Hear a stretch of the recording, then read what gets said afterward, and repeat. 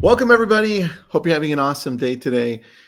We are a little sad because Kent just got a great product that we can't go and test out at his home. But we'll live. We're happy. Kent, how do you like that? Is it already installed and ready to go? Yeah. I'm 6 days strong. I love cold plunging though. I did it all through the winter. It goes really well with the pre-workout that I have. Ask Curtis about my pre-workout. I was expecting you to say I did it all through the summer. Not all through the winter. Welcome, everyone, to Real Estate Remix, where Lab Good Agents partnered with RedX because they're one of our favorite sponsors and our friends from a long time. And we thought, what an amazing opportunity right now to take a look at how things have changed recently, how what we thought wasn't working as well all of a sudden works amazingly well, even more so. And then adding some new things that you wouldn't think would work with what you're used to. So we're mixing in, this is the reason, we're mixing in some old school and some new school, and we're showing you how to succeed in the current market you're in and where we're headed. So with that, just quick intros. Curtis, tell us a little bit about you, and then we'll go to Kent. I'm Curtis, president of RedX. I've been in the industry 19 years this month. And I've been at RedX that whole time. So we've seen some different markets, some different industries. We've seen some evolution of lead generation, right?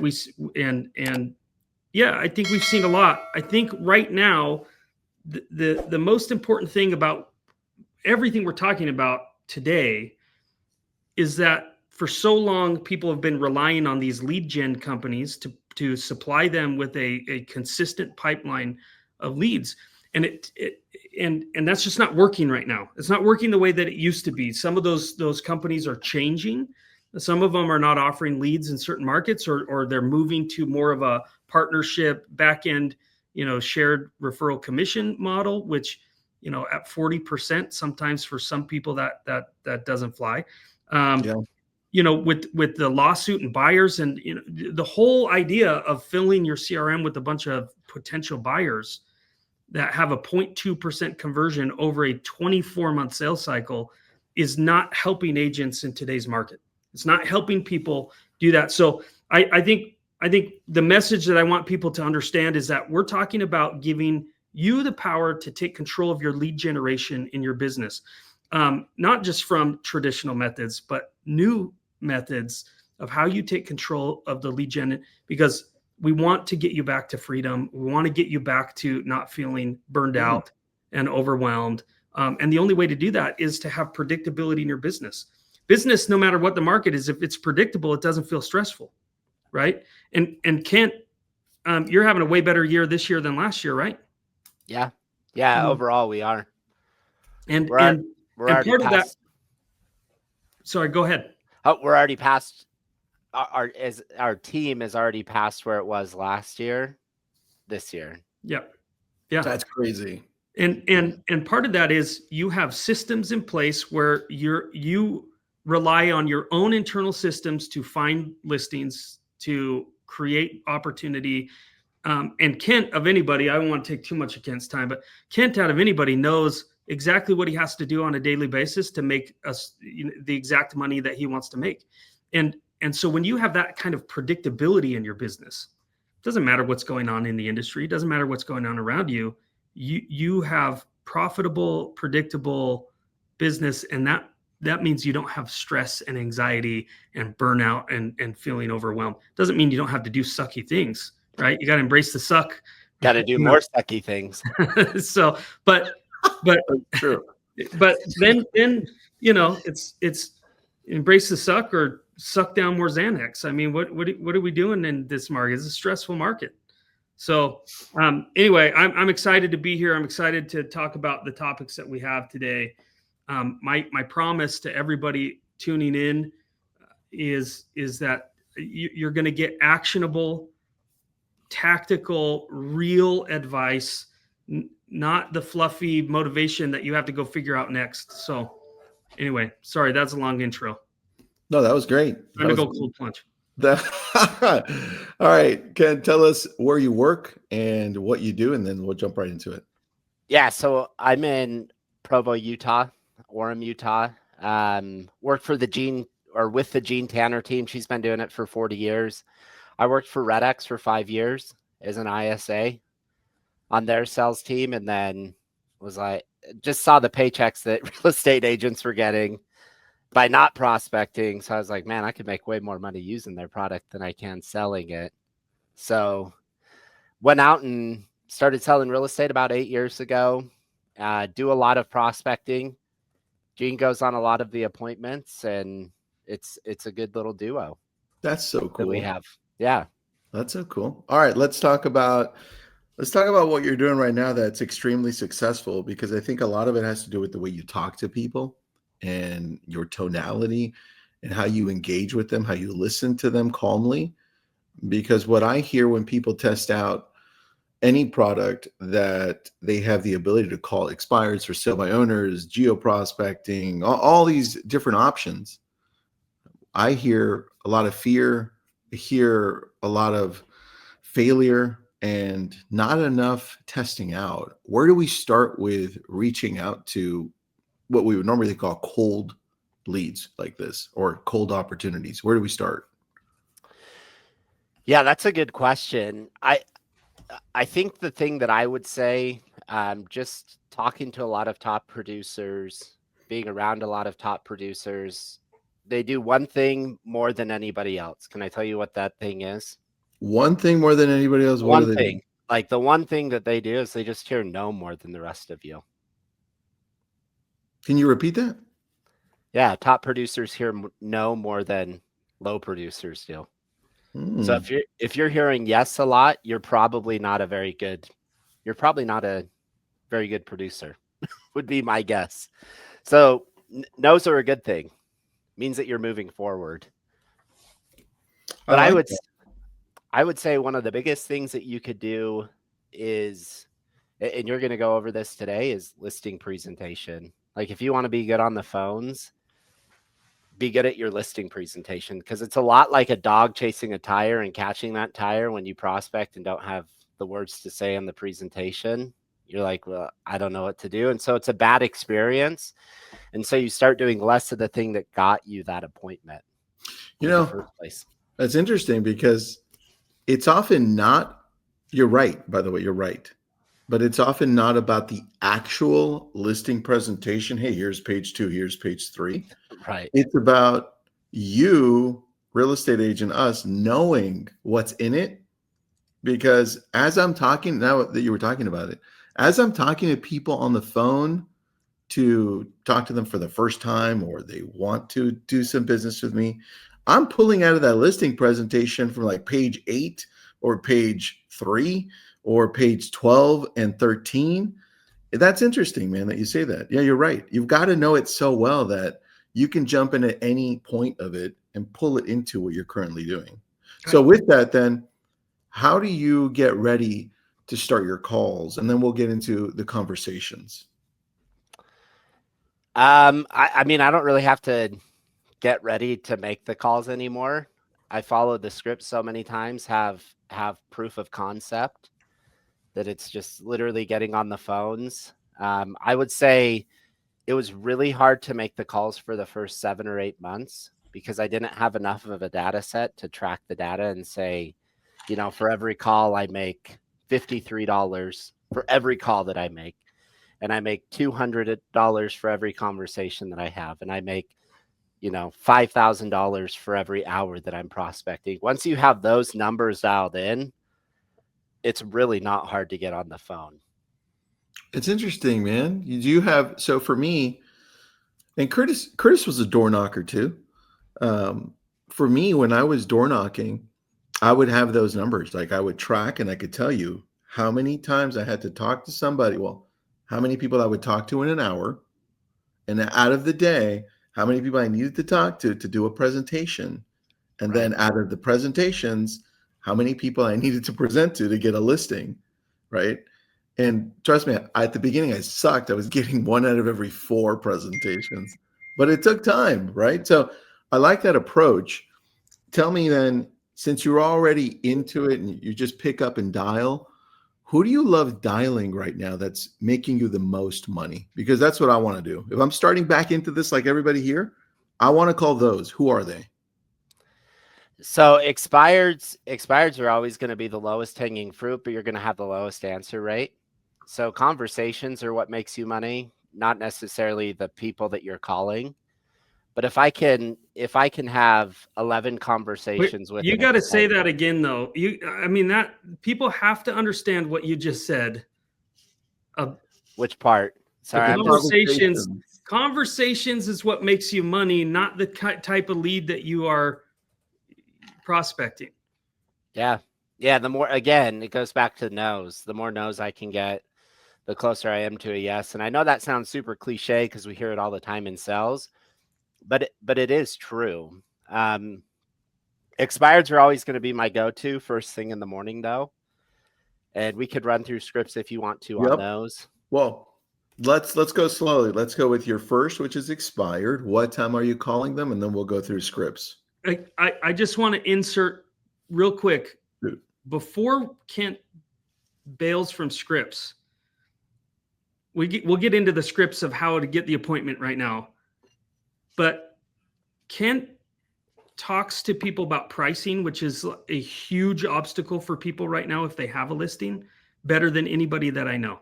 And so if we can make sure that that you could share some of your pricing scripts and how to talk to people about pricing, I think I mean, again, it's we got to talk about how to chase the tire, but now, I want people to understand how do you get those listings sold. And I think that your pricing dialogues are just about better than anything I've heard. So, but perfect. We can go into that for sure. Let's talk a little bit though about how do you get the appointment, so some of that. Here's what I want everyone to write down. This is, you don't get the appointment unless you ask for it. First off, like if you're waiting for someone else to do your job, you're going to not be very successful in this industry. Like you just have to ask for the appointment and ask for people to sign the contract and ask for people to do things. And it's uncomfortable, but if you don't ask, you don't get. So, Tristan, let's say you and I are having a conversation. This is kind of my go-to close over the phone. Tristan, based on what you said about wanting to move to Utah, it makes sense for us to get together. Would you have some time this afternoon, or would tomorrow be better? Let's do tomorrow so I can tell my wife what I'm doing, or else I won't have a wife. Yeah, and I absolutely want her to be there as well. See, so based on, if they're giving you information, based on that piece of information you get, it makes sense for us to get together. On the reverse of that, if they're not giving you information, I hate real estate agents, Yes. You call it, I hate realtors. I don't know. You just say, that's exactly why we need to get together. So it's always the reason. Yeah, that's exactly why we need to get together. Well, why? You hate agents. It sounds like you had a bad experience. Would you have some I'd love to change the perception of that. Would you have some time this afternoon or maybe tomorrow that we could get together? Dude, I love how, and then we'll address Jessica's comment. But I love how this is what I want you all to pay attention to, because this is why we started with Kent. It's his tonality. It's like how I tell people to go onto social media and not fall into the media bait or any bait click that anybody's putting out. It's like, let's just stay neutral and use it as a business opportunity. Well, Kent is making all these calls and he's not falling for all these people's emotions. He knows his job is to maintain equilibrium and make sure that he does a good job every single time, or as many times as possible, in talking to people in the right tone to bring him into the world he wants to bring him into. And I think that piece is the piece that we miss, because I know some callers in real estate where they hear things like, and if you call enough, it's like, F you, who are you? And then the agent goes, well, F you too. And then they hang up, right? It's like, that's an option, but listen, that's not the option we're shooting for here, right? Because like you said earlier, It's all about having conversations and all about hearing no enough to convert. So let's go to Jessica's session comment. During calls, I freeze up and forget what to say. How do we address that piece? Because that happens often. Role play. The only way to correct that is through role play. That's why you do it. Because what you all should be doing, honestly, if you want to be really effective with role play, put it into ChatGPT, say, give me every single objection, give me 3 minutes worth of objections. One role play partner goes and handles them. Like all you're doing is handling objections. Next role play partner goes, same thing, handles objections. And to get good at objections, repeat, massive approval, ask the next question, close. Show me that. Okay. So no, I'm really not happy with my experience trying to sell my home in the last 6 months of real estate. I think I'm going to try it on my own. Yeah. And I don't blame you. It sounds like you've had a pretty rough go at getting your house sold. And I understand wanting to try it on your own. And let me ask you this, Curtis. At the end of the day, if we can get you what you want in the time that you want, wouldn't it be worth 15 minutes of your time for us to get together? You can't say no to this guy, Tristan.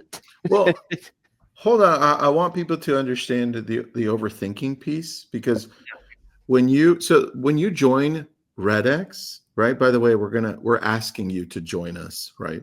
Join RedX, please. You're going to learn a lot if you're not part of RedX.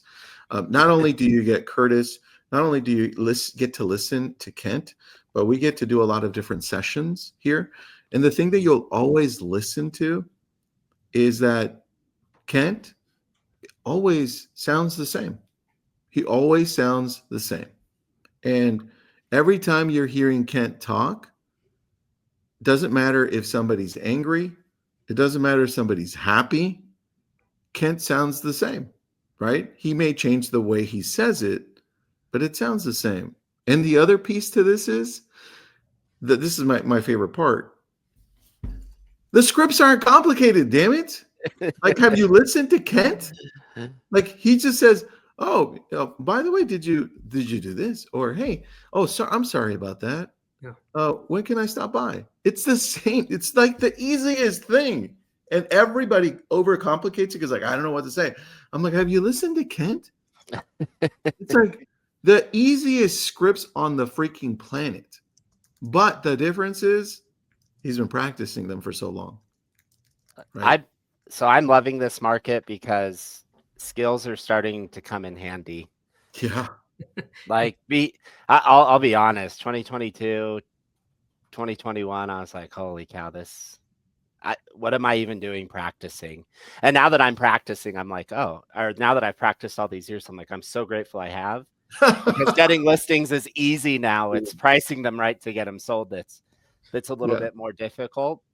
What I would say is you should role play every single day. If you're not role playing, like you're going to get behind the 8 ball. And here's another thing I would say. If you want to make prospecting really easy, your number one job when you're calling is to get the appointment. Number 2 job is to pre-qualify to determine whether or not you want to go on the appointment. So you're not deciding whether you want to go on the appointment before you actually get it. Get the appointment first, pre-qualify, and decide whether or not you want to keep it. Perfect. Okay, let's go into. So I'm everybody loves Tristan when we do a webinar because we start making our team work by giving a ton of stuff away for free that we never planned on. I mean, isn't that true every time we get on? I'm working on right now something. We just don't have enough time, and Kent is so good. It is good. And I really want him to get into pricing stuff. So I'm gonna walk off frame, but we have a course in the RedX University that is Kent teaching how to talk on the phone, and he gives the script. He gives all of the scripts. There's downloads for the scripts, everything. I'm going to go get a link for that because there's just not enough time. We could spend the whole 3 hours of doing an event with just Kent and scripts and dialogues. But if people have a listing right now, they have to listen to Kent's pricing. Yep. Because right now that's the challenge, right? I mean, there was an article yesterday that said, and I don't know what market this is from, but it was 50% of the people are pulling their homes off the market because they're frustrated that it's not selling, right? I saw that article. The only thing that's selling are homes that are priced right. Which means to me, by the way, go off. I'm going to go find a link so everybody can enjoy the training. This is what it means to me, guys, as Curtis comes back and we go to Kent. It means that our skill level needs to increase on how to talk to people to match. I'm going to go back to that one comment by Monica, because check out what Monica is saying. Kent, this is real. I'm struggling with a ton of objections in Southwest Florida due to the rising insurance, multiple hurricanes, and rising HOA, along with a ton of inventory. How do we overcome this market or objections like this? Price. Yeah. Price fixes all your problems. Like, I would love to tell you that your marketing and doing some sort of fancy marketing is going to get a home sold. It's just isn't. It's price. There is a little bit of answering your phone as an agent, giving different information, pre-framing the buyer's agent. I think one thing that a lot of listing agents don't get is it's a collaboration with agents, and buyer's agents are their greatest asset and their greatest tool. So the more you collaborate with them, tell them what to tell their seller or what to tell their buyers to say, the easier it's going to be for you to get into to price it right and to get the home actually sold. Very true. Yeah. Very true. All right. I like that answer. All right. Let's see where Curtis is, because I want to role play with you a little bit. You're telling me expireds. Okay. Let's go with expireds. With pricing being the challenge. Like I'm not realistic on price, but I'm not also going to shut you down, just so we can go through the process. And then also, what time do you typically call expireds? 7:50. 7:50. Okay. So you get right in there before, and then what time do you typically stop? Just as soon as I call all the initial ones, and then I'll come back in. I typically have role play at 8:30. So it takes me 15, 20 minutes to call through all the brand new expireds. How long? Sorry? 15 to 20 minutes. 15. Okay, good. In our market. Perfect. But then I'll call them again at 8:15, and then I'll call them again before I leave for the day. So you call them 3 times. So you're calling them back to back in the morning. Yeah. Mm-hmm. And then what time are you calling them in the late afternoon or close to evening? It's later afternoon, like 12 o'clock. Okay, got it. And then one time a week, I'll do a prospecting session in the evening just to catch anybody that's working and doesn't answer their phone. All right, let's get into this one. I am going to ask you, just in case I forget, and guys, help me remember this one, because I know you all want this. I want to know Kent's schedule of when he's calling what. So remind me if I forget to ask him this. I'm going to write it down, but I may forget. Okay, Kent. Curtis is back. We're going to go into scripting. Curtis, you good? Yeah, go. I'm still working on it. Apparently they have to build something because I want to give it away to everybody for free. So stand by for that. So all right, here we go. So can I go? I know we only have like 6 minutes, 7 minutes. I wish we had an hour to go over this. We do have an hour if people sign up. So there you go. Oh, there we go. Because they're on the back end. Yeah, there you go. One thing I want to talk about though is pricing and the pricing presentation and how to do price. Okay. I think that one thing. So I just want to go into a couple of strategies, but if I could share one thing with you, do it. There are 3 strategies when pricing a home, and you have to be really clear with how you're going to strategize with your client. You kind of just let them choose what they're going to choose as far as it goes with price. So Tristan, I'm going to role play with you for a minute. Go for it. So Tristan, we really have 3 different strategies that we can use when pricing your home. The first pricing strategy I like to call aspirational. It's all of the actives on the market right now, meaning you're going to price it needle in the haystack number, hope to set a new market high when pricing your home.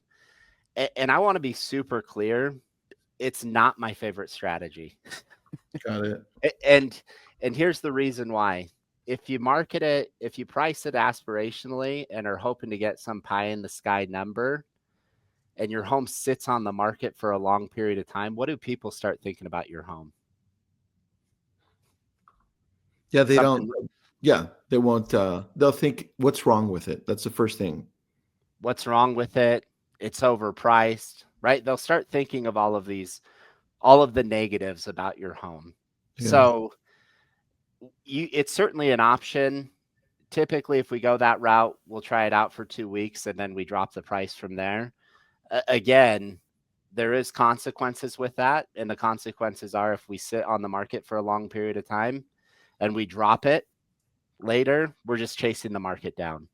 And your final asking or the final price offer that you're going to get is usually quite a bit lower. So that's the first strategy that we can go with. Okay. What's number 2? Because I don't want to give away my home either. No. And can I tell you something? Yeah. I've never given away a home. So that's funny, dude. I've never heard that one. Okay, continue. The second strategy that we can use is we can use the comparable strategy. So it's all of the comps that are currently on the market right now that are pending. Because actives are what haven't happened in the market. They're the future market. Pendings are what's happening right now in the market, today's market. And then the solds are what happened 6 months ago. So if we go to comparable sell marketing, what we're going to do is we're pricing it where the bank wants it priced. So we're going to look at all the pendings and solds. Because at the end of the day, the home has to get appraised, right? Yeah. And do you know who the appraiser works for? Who? The bank. Got it. The appraiser's there to protect the bank. So even though you want this really high number, if the bank doesn't want to loan that, are you going to get that high number? Probably not. Unless somebody comes in with cash. Yeah, which could happen. But if someone comes in with cash and they offer $500 and they say, I want it for $500,000 and they have a, what do you call those people? Holy cow. Financial advisor? Financial advisor. It's going to click some red flags with the financial advisor and they're probably going to tell them to get an appraisal on the property. So before you go to 1, my response to that one is usually, yeah, it's true. When you get cash offers, that could definitely skew the whole thing. But who do you know that's offered cash for over asking? That's what I would say. And they're like, oh yeah, that makes sense. They're usually getting a deal. I'm like, yeah. No one does. Yeah. All right. Super rare.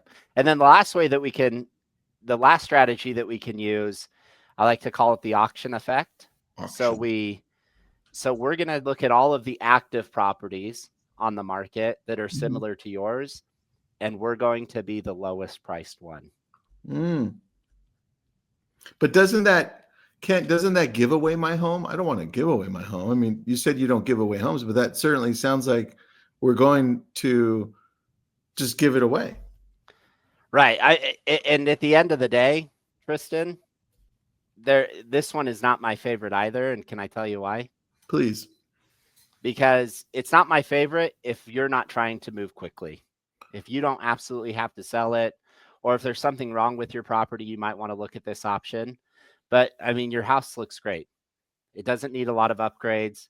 It doesn't need anything done to it. So I'm not going to suggest that we go with this price, because at the end of the day, if we go at this price, people are looking to get a deal, not necessarily pay you more and get into a bidding war. Got it. People are not in the mind frame of going into a bidding war. All right, pause really quick. Would you go into this one too in a market like who made that great comment earlier? When she was saying she's in South Florida where she's got a lot of inventory. Remember that one? And prices are going down a little bit more. Would you tweak number 3 a little bit and say, since we're in a market that's going down, was that Monica? Yeah. Would you say maybe the auction effect is best in a declining market or no? How would you approach that? Not necessarily. So we have the needle in the haystack pricing, which is like, I want something higher than the market's giving me. We have fair market value. Now, Tristan, if we go fair market value, we're exactly that. We're not higher than everybody else. We're not lower than everybody else. We're just kind of right in the middle. Now, really, what we have to look at, Tristan, is the amount of showings that you're going to get. And then from there, because at the end of the day, we're not putting a value on your home right now. That's not what we're doing. Yeah. We're creating a strategy to get people in and bringing it to the market, because you're not buying your home again, are you? No. And I'm not buying your home, and neither is any agent that you're meeting with. The market's buying your home. So we're trying to decide today, right now, where we want to present your home price-wise to the market. Got it. All right. Does that make sense? Totally. So if we go with the middle option, the fair market value price, where banks are looking to justify the price of your home, where it will appraise, we're looking somewhere between this range. I never show comps. I just don't. When you show comps to people, it just confuses them. I'm going to bring on Rachel too, so you could you can kind of merge with her. But what do you do? What do you do typically? Hey, Rachel, sorry, we're going over. So typically I'll just say this, best I can tell, you're right in this range at fair market value. Okay. Do you showcase the other properties as you're going through comparables? You're like, this is pending, these are the active, right? You can if you want to. So here's how I would put it. If you're dealing with an analytical person, yes. Got it. If you're dealing with an expressive, which I am, a driver or an amiable, don't confuse them. Like, it will give them decision fatigue. That is so true. I've watched that happen. If you're showing them a bunch of comps and then like, hey, make a decision. So we're going to walk them through those 3 steps, based off what you're trying to do and when you're trying to do it, Tristan. Which one of these strategies do you feel like will work best for you and your family? Probably number 2. Number 2. Okay. So now that we've decided on a price, it's going to be, and you should always say this, now that we've decided on a price, it's going to be really interesting to see how the market responds. And the market responds one of 4 ways. Can I tell you? Please. The first way the market's going to respond is it's going to respond really positively to our price. And we're going to average over 2 showings per day for the first 10 days. And we're typically going to have multiple offers within the first 10 days. That's favorable. That's super favorable. We like that because it allows me to do what I do best, which is negotiate the highest price possible for you.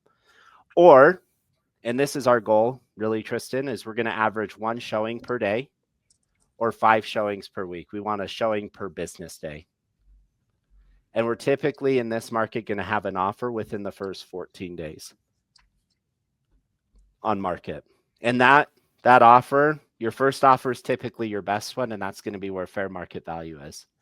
I like third that. Third way the market responds is we'll get 1 showing every other day, maybe every 3 days. Feedback is on price, condition, or location, which all of that comes back down to price. And that typically tells us we're in the ballpark, but we're probably still 3 to 5% off on price. Got it. And then the last way the market responds is it just tells us that we're priced way too high. We're getting we might get 1 or 2 showings, if any showings at all. And then we're definitely not getting any offers, and our feedback is pretty poor on any showings that we've had. But either way, Tristan, what you and I are going to do is every 10 days or every week, every Thursday, you and I are going to get on a call. I'll call you between 9 and 11, and we're going to go over how the market's responding. And then you have 1 decision to make from there. Can I tell you what that is? What is that? It's either to hold tight for another week or to lower the price to match where the market's going and to see if we can get more showings. Does that make sense? Makes sense. The brilliance is to me, in that second part of that is it's how the market responds. These are facts. Yeah. You know, and this isn't my opinion. This isn't Kent saying I think it might be priced too high. It's saying if the market responds this way, the fact is we're overpriced, we're underpriced, or we're priced right. Yeah. So and it just makes your conversations a lot easier, because then you present, this is the kind of activity we've had. And if the activity's low, you can say, hey, the activity's been low 2 weeks in a row. We need to adjust the price and get the buyer and meet the buyers where they're at.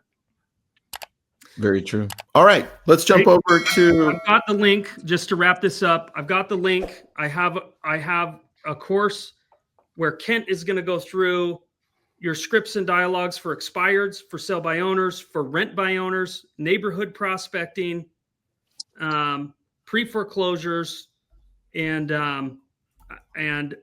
I got him to give it away for free. So I've got the link. I don't know the best way to share the link. I'm going to post it right here in the chat. Yeah, just post it, and then I'll everyone just grab that link. Kent and Jonathan. Jonathan works for RedX, but he's been in the industry for 15 years, also training agents. So yeah. He and Kent do a lot of role playing in the course. So there's a lot of videos of actual role playing. Perfect. And the link, can't click the link. Do me a favor. Copy and paste it. My team on the back end, can we just post how to sign up for RedX? Those that want to sign up, we'll send them those. And then we'll also send everybody who watched this live, we'll send it to you once we're done. We'll send that link.